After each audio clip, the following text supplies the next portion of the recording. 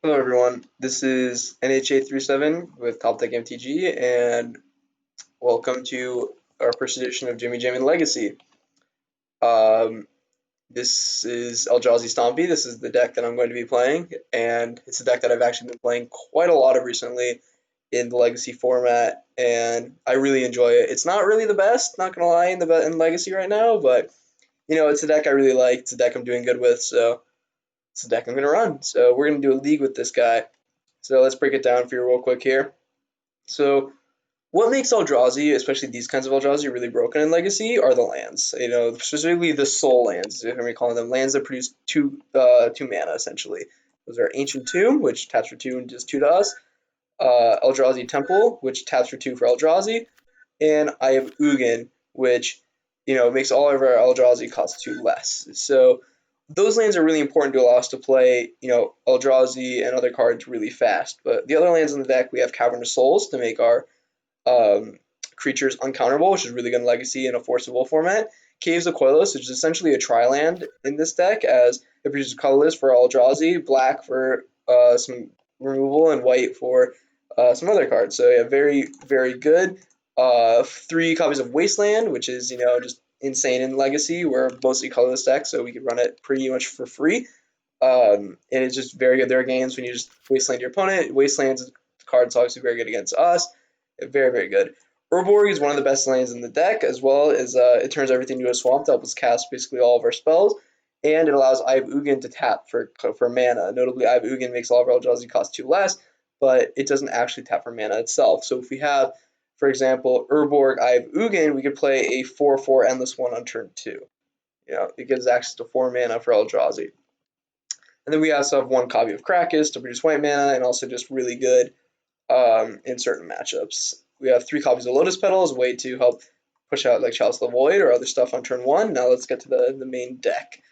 Two copies of Eliminate is just a really good removal spell in this deck, and I'll talk about Chalice right now. Chalice of the Void really, I say it's like the worst card in the deck, but it's honestly like one of the cards in the deck that helps make it is we're a deck that doesn't really want to play any one drops because we're a Chalice deck. We want a lot of the games, if there's a choice we're on the play between playing an Eldrazi Mimic or a Chalice Void on one, 9 times out of 10 we're going to play the Chalice Void on one because it's just usually correct. Locking our opponent out of one drops really important when you got cards like Ponder, Preordain, Brainstorm, Swords to Plowshares, Arkham's Astrolabe, all these cards very, very good. So good to just shut those off. And obviously, we're not running literally any one drops in the entirety of our 75. So it's basically all value for us.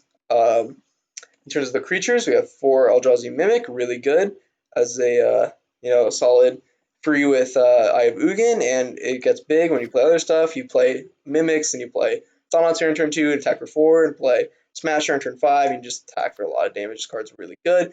Four copies of Eldrazi Displacer. This is the reason to be playing white. I was before playing a colorless Eldrazi version where I didn't have access to this card, and this card's just bananas. Like, it's incredibly good, great value with Thought Seer, protects other stuff, and just really good against Uro and a lot of stuff our opponent is doing. So really, really good card. Very key in our deck. Four copies of Matter Reshaper, just really good solid 3-drop Eldrazi. And also we have two main deck copy of Plague Engineer, just kind of hit on Goblins, Elves, and the Mirror. Just the kind of creature decks in the format, just really good against those. Also good against the control decks, we can name Snake to shut off Ice Coatl, which is probably their best card against us outside of Source of Plowshares. Four copy of Thought here. This is one of the best cards in the deck, obviously. Just Thoughtseize on a 4/4. Just insane. Four Rally Smashers, also insane. Four Endless One, and obviously the four Chalice. Going to the sideboard, we have two copies of Oblivion Ring to help shut off Planeswalkers like Karn and Jace and Oko and Uro and just Ensnaring Bridge, Blood Moon, all the stuff that, non-land permanents we can't deal with. Thorn of Amethyst to slow down control decks and make Storm unplayable. Sorcerer's Spyglass, shut off activated abilities that we care about. Mire and Misery to take care of kind of basically Blood Moon and Back to Basics.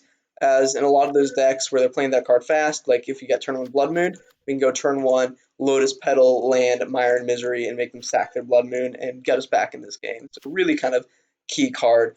It does say creature or enchantment, so obviously the longer we give them, the less time, the more likely they are to play a creature, and this card gets a lot worse. But until Zendikar Reawaken, whatever the new Zendikar set is, comes out, where they have a 2 mana to destroy target creature enchantment, you lose life. This is kind of our meanwhile card. 2 more copies of Plague Engineer, because the matchups where you want it, you really want it. And then 4 copies of Leyline of Void, so we don't die to Hogak. And yeah, that's the deck, and I will see you for round number 1.